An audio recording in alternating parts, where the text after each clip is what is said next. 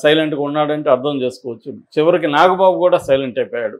ఇది చిరంజీవికి బాధ కలిగించిందనేది ఇప్పుడు వస్తున్న వార్త. ఇందులో నిజముందా లేదో మనకు తెలియదు, కానీ కాంటెక్స్ట్ చూస్తే నిజముండే అవకాశం ఉంది. పైగా చిరంజీవికి ఇప్పుడు మళ్ళీ ఆయన్ని పోర్న్ స్టార్ లాగా చేసి డీప్ ఫేక్ వీడియోలు చేసినప్పుడు కూడా కనీసం అదే పవన్ కళ్యాణ్ ఆ ప్లేస్లో ఉంటే ఎట్లా ఉండేది రియాక్షను, చిరంజీవికి తగిన రియాక్షన్ ఎక్కడా లేదు, ఆయనే పోయి కంప్లైంట్ ఇచ్చుకోవాల్సి వచ్చింది అనేది అంటున్నారు. అట్లాగే చిరంజీవి ఫ్యాన్స్ అసోసియేషన్ కూడా ఇక్కడ మీటింగ్ పెడితే అతన్ని కూడా వీళ్ళ తమ్ముళ్ళే ఆపేశారు అనేది కూడా ఒక వార్త వస్తుంది. ఎందుకంటే దీని మీద ఉద్యమం చేయాలని చిరంజీవి ఫ్యాన్స్ అసోసియేషన్లు బ్లడ్ బ్యాంకులు మీటింగ్ పెట్టారు.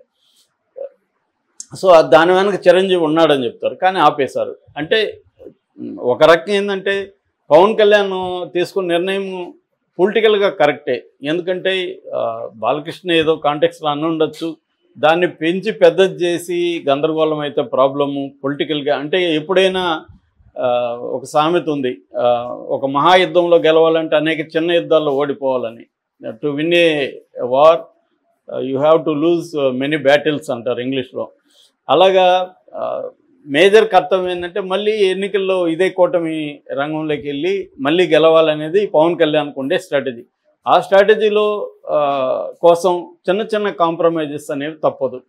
సో అందుకని పవన్ కళ్యాణ్ ఏంటంటే క్లారిటీ ఉన్నాడు. లాంగ్ టర్మ్ గోల్ ఏంటి, షార్ట్ టర్మ్ ఉన్న ప్రాబ్లమ్స్ని మనం ఎలా అడ్రస్ చేయాలన్న దాంట్లో పవన్ కళ్యాణ్కి క్లారిటీ ఉంది. అట్లాగే చంద్రబాబు కూడా దీని మీద డ్యామేజ్ కంట్రోల్ అనేది చంద్రబాబు కూడా ఎఫెక్టివ్గా చేయగలిగాడు. ముఖ్యంగా రికార్డులను తొలగించే విధంగా ప్లాన్ చేసి కామినేని దగ్గర చెప్పించి నా రికార్డులు తొలగించండి. కామినేని తొలగించినప్పుడు ఆటోమేటిక్గా బాలయ్యది కూడా తొలగిస్తారు, ఎందుకంటే దానికి రియాక్షన్గానే బాలయ్యది ఉంది కాబట్టి. సో అక్కడ ప్రాబ్లం సాల్వ్ అయింది. అట్లాగే పవన్ కళ్యాణ్ ఇంటికి వెళ్ళి మరి చంద్రబాబు పరామర్శించడం వల్ల కూడా ఆ సమస్య కొంతవరకు డిఫ్యూజ్ అయింది. అట్లాగే చిరంజీవి లెటర్కి బాలయ్య రియాక్ట్ అవ్వకుండా కూడా ఆయన ఆపగలిగారు. మామూలుగా ఆయన కూడా రియాక్ట్ అయితే అది ఇంకా ఎస్కలేట్ అయ్యేది, పెరిగేది గొడవ. దాన్ని ఆపగలిగాడు చంద్రబాబు. ఆ రకంగా చంద్రబాబు దాన్ని ఎంత జాగ్రత్తగా డీల్ చేయాలో అంత జాగ్రత్తగా డీల్ చేశాడు. కానీ చిరంజీవి పాయింట్ ఆఫ్ వ్యూలో మనం కాసేపు ఆలోచిస్తే చిరంజీవి ఏంటంటే ఒకప్పుడు చిరంజీవిని నిజానికి చిరంజీవి లేకపోతే ఇటు పవన్ కళ్యాణ్కి సినిమా కెరీర్ ఉండదు, పొలిటికల్ కెరీర్ కూడా ఉండదు.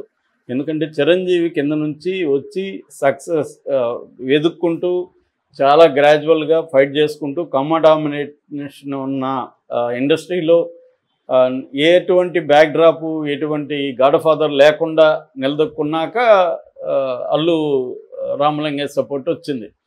సో అప్పటి వరకు అతను నిలదొక్కున్నాడు. తర్వాత అల్లు రామలింగ అల్లు అరవింద్ సపోర్ట్ రావడంతో ఒక ప్లాన్డ్గా కెరీర్ని చేసుకుంటూ వచ్చాడు. సో చిరంజీవి ఈ వేసిన ఈ దారిలోనే మిగతా వాళ్ళందరూ కూడా ఈజీగా వస్తున్నారు. ఫస్ట్ దారి వేయడం కష్టం, తర్వాత ఉన్న దారిలో నడవడం పెద్ద కష్టం కాదు. అలాగా పవన్ కళ్యాణ్ పొలిటికల్గా కూడా ప్రజారాజ్యం లేకపోతే జనసేన లేదు, ప్రజారాజ్యం పెట్టడం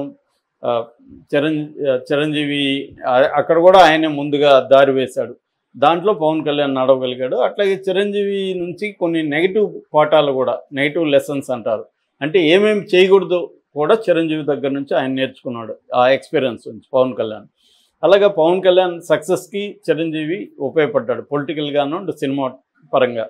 అలాంటిది ఇప్పుడు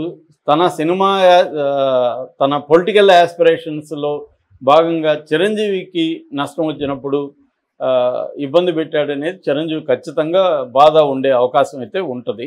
కానీ తప్పదు, కొన్నిటి కోసం కొన్ని త్యాగాలు చేయాల్సిన అవసరం ఉంది. తమ్ముడి కోసం త్యాగాలు చిరంజీవి చేయాల్సిన అవసరం అయితే ఏర్పడింది.